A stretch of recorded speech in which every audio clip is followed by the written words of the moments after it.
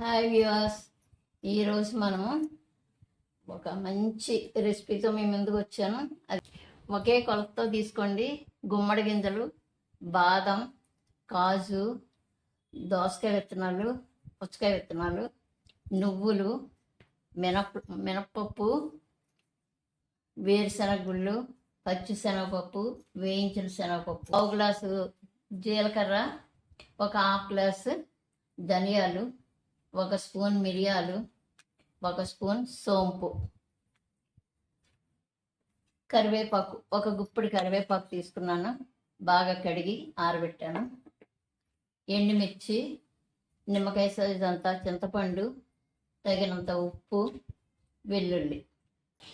ఇవన్నీ ఒక్కొక్కటిగా లోటు మీడియంలో పెట్టి వేయించుకోవాలి. మీకు చూపిస్తాను. మినువులు వేసాను. ఇలా దోరగా వేయించుకొని ప్రక్కకు తీసుకొని వేరేది వేసుకోవాలి. బాదం వేస్తున్నాను. బాదం కూడా ఇలాగే అన్నీ ఒక్కొక్కటి వేసుకొని వేయించుకొని పెట్టుకోవాలి. ఇందులోనే నువ్వులు కూడా వేసేస్తున్నాను. ఇలాగే ఒక్కొక్కటి వేయించుకోవాలి.